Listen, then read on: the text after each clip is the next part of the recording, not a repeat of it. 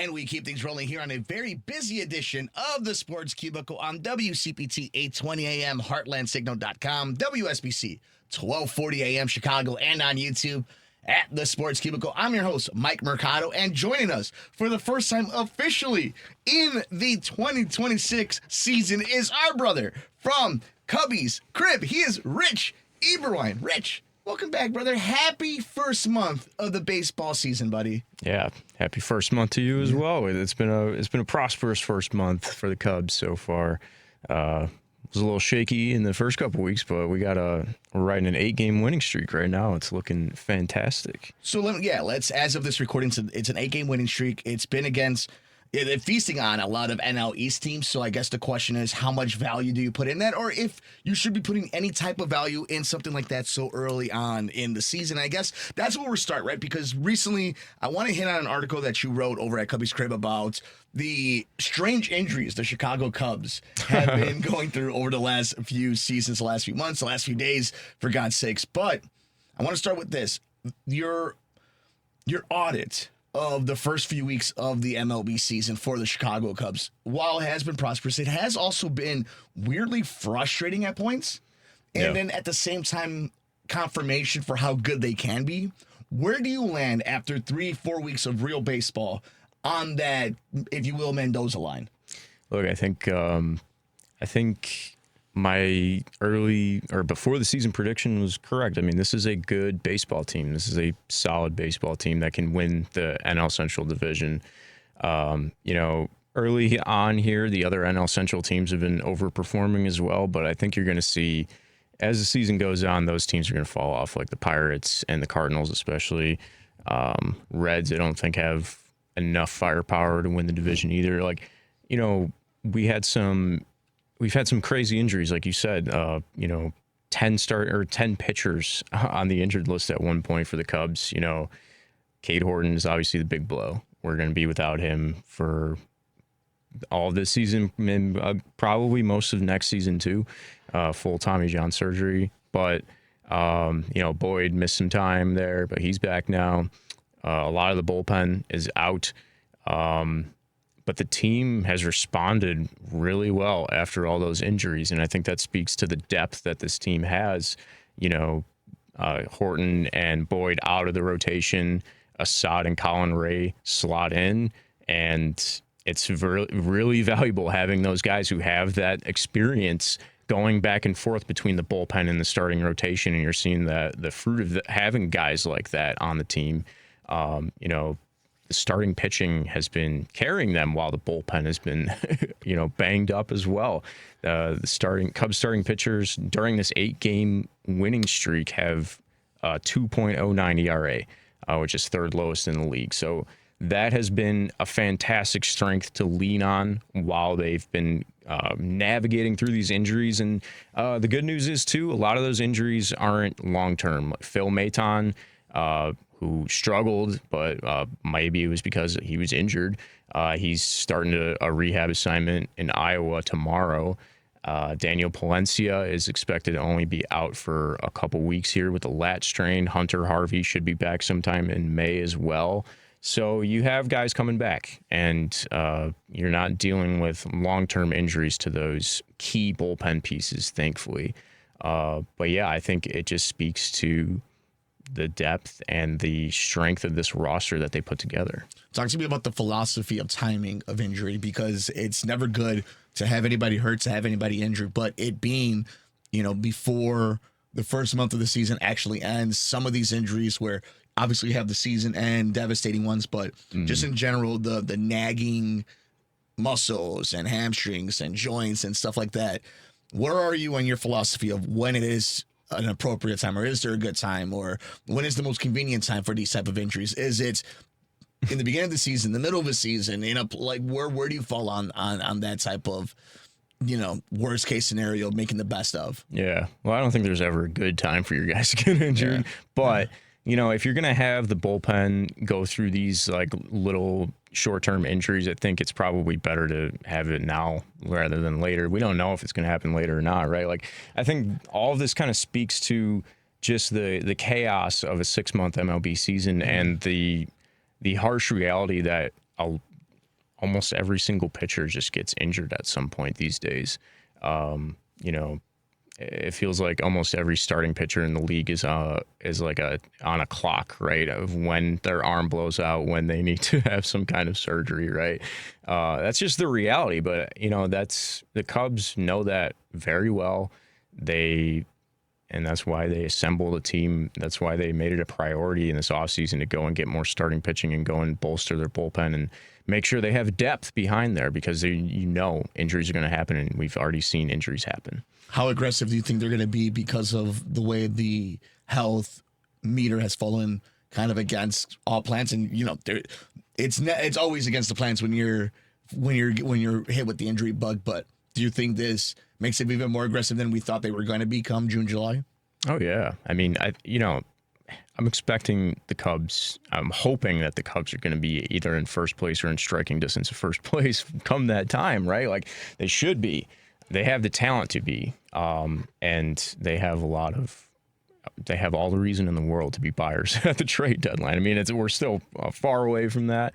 You know, we'll see what happens, but you know, if they're in a position to be buyers, yeah, they're going to be aggressive, and you know, every competing team needs pitching and needs more firepower, right? Like if you have the opportunity to go and get a transformational guy for your team, you know, go into it. We're going to get into one of your articles over at Cubby's Crib, but before we get into that, it's Rich Eberwein, friend of the show, Cubby's Crib, here on the Sports Cubicle, and of course on WCPT 820, and of course HeartlandSignal.com, WSBC 1240, the Sports Cubicle on YouTube. Dansby Swanson, Nico Horner, Ian Happ, Seiya. There have been a lot of guys who have stepped up and have been the catalyst of why the Cubs are part of this winning streak, on top of the starting rotation kind of holding up their end with a depleted bullpen. Do you think they can sustain this type of pop in the bat, this type of momentum, that especially that we're seeing from their second baseman, a renowned defensive second baseman? But can Nico carry that? I mean, he got paid. They believe in him. Is this the turning point? Is this the season where he becomes that type of threat at the plate?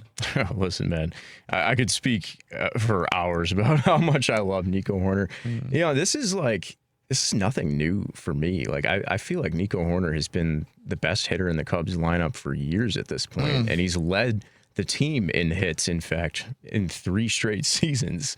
You know, he's an elite base runner. He's an elite defensive second baseman, right? Gold Glove second baseman, who, by the way, can also play shortstop, right? Like, he is that dude, and he strikes out less than anybody in the league. His control of the strike zone is crazy. The guy just flat out hits and can play. I think he's worth all the money they gave him, maybe even more, honestly. Can he sustain what he's doing? Absolutely, because we've seen him do it for years at this point. You know, and we've also seen the offense scoring all these runs. You know, I think they're averaging around like 7 runs a game during this winning streak. And that most of that was while Seiya Suzuki and Michael Busch have been cold.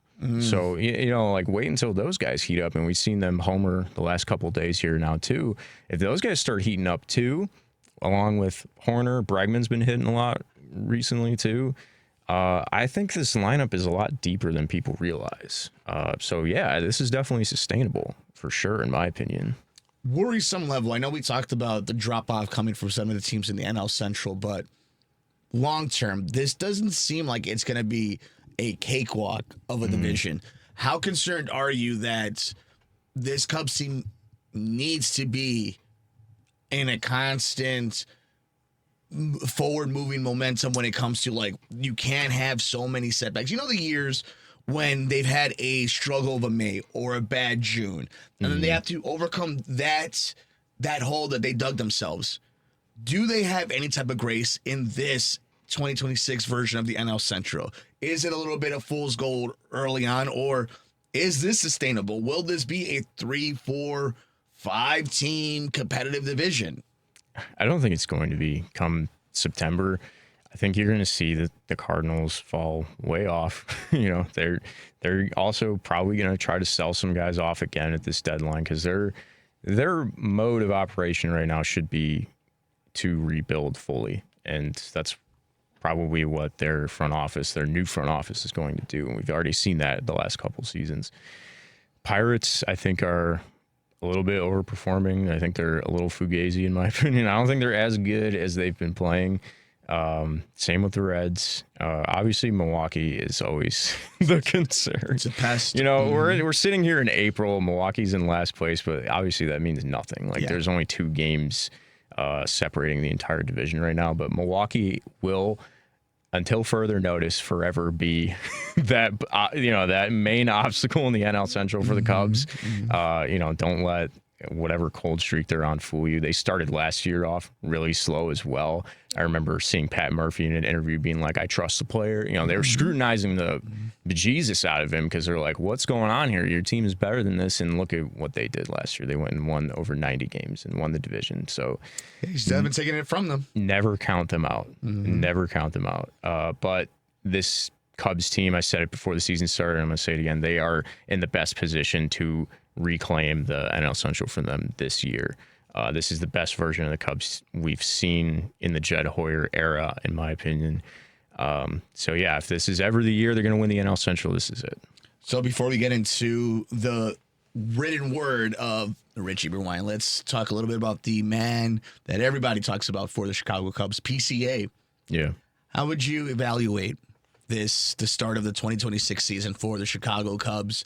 Superstar, and I'll say superstar, this is one of the faces of the league, one of the young faces, a lot to live up with. How do you think he's been performing in April? How much has it helped having some of the other guys, some of the veteran big name guys who have seen a lot of baseball, have played a lot of baseball, have won a lot of baseball surrounding him? Where are you on the Cubs young superstar? Yeah, it's definitely been a slow start, and it's disappointing to see him still have these struggles with swinging at an astronomical amount of pitches outside of the strike zone.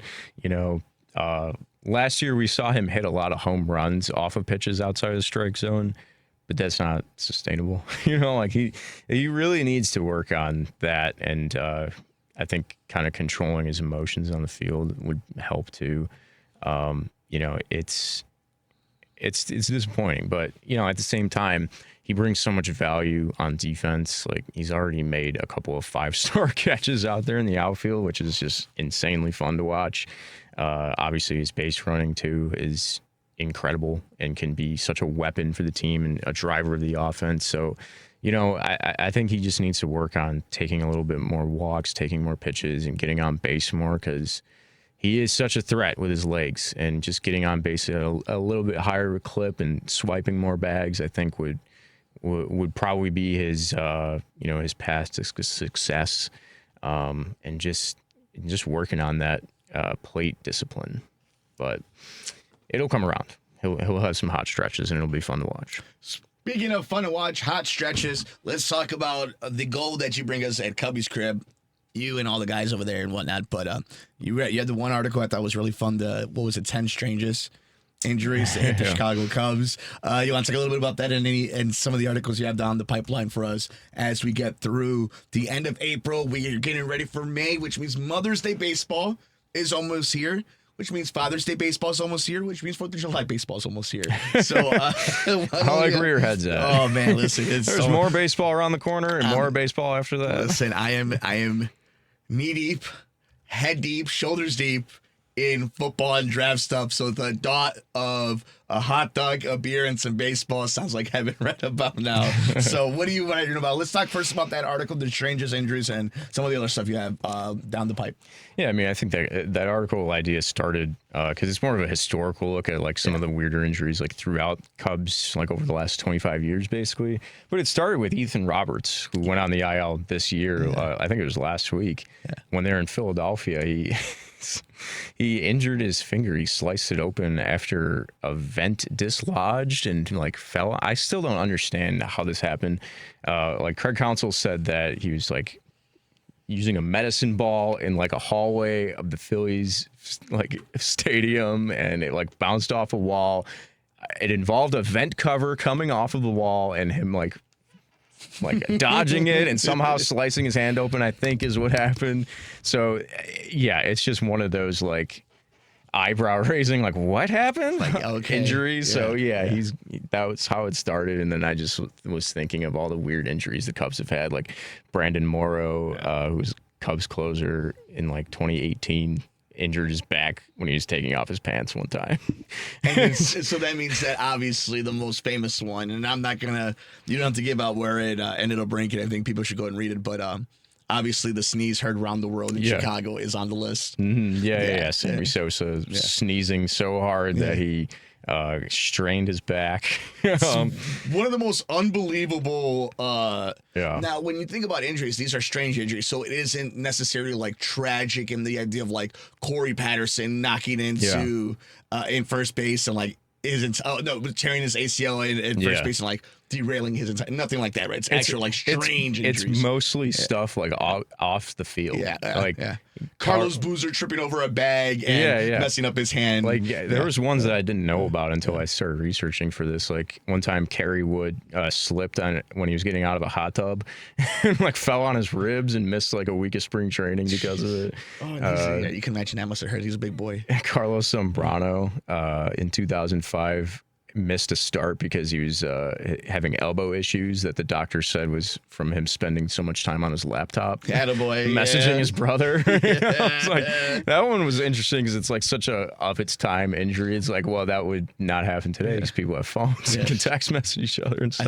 I love him so much. I love Carlos Zambrano. So a lot of interesting ones. Jose Quintana sliced his thumb open when he was washing dishes and had to have surgery. That one I didn't even remember happened in 2020. And like those are the ones where it's like, oh yeah, kitchen. Like those are the ones that are scary because it's always going to be like a puncture or a slice for a pitcher. Like lacerated a nerve in his thumb, in his throwing hand. Like think about that. Think about how long he played after that. And he's still playing. He still looks good too. That's scary. Like anytime you hear nerve. Anytime, and anything, let alone when your job is throwing 100 miles an hour, not in his case, but like bad throwing news. a rock, but super bad news. Yeah. What are you working on coming up? Not necessarily as a spoiler, but what are some of the things that you're seeing? Because I think this is a good kind of landing spot for the next time we have our session with our friend Rich. Is what are you working on? What are you seeing right now that kind of has piqued your interest with the scene beyond winning streaks, and the recent injuries, and even some of the guys coming back? Is there something that you've heard from Craig Counsell, you've heard from the front office? Is there a player that you see that kind of came out of nowhere? Is it the use of the minor league system with this team right now? What are you seeing right now that is kind of getting your journalism brain going too? One of the big things for me is Kevin Alcantara hitting a bunch of home runs. He has 8 home runs right now in AAA. That one's intriguing to me because I think about the long-term roster plan for the Cubs, and Ian Happ and Seiya Suzuki are both going to be free agents after this year. So I don't see them being in a position to keep both of those guys or being willing to keep both of those guys. I would probably think it's one of them might come back, depending on how this season goes and how the contract negotiations go, what the number is. But you have an outfielder, a young, exciting outfielder. He's only 23. He's going to be 24 in August. Kevin Alcantara playing another full season in AAA, second in a row, getting more reps and getting used to being that everyday player. Kind of grooming him for an everyday role, theoretically, in one of the corner outfield spots at Wrigley Field. I think that's something that should be on people's radar. Like, this guy could be a mainstay in the lineup for years to come with those 2 key free agents. As far as the minor league system as a whole, there's a stark lack of pitching, high-end pitching, outside of Jackson Wiggins, who's the only Cubs prospect currently on MLB Pipeline's top 100 list, and he's another guy who's on the injured list right now. But outside of that, you don't have a lot of high-end, high-ranked pitchers in the Cubs system. So that is an area of concern, especially like we were talking about earlier. It's like if they're probably going to need to make some deadline moves, because there's not a lot of guys coming outside of relievers.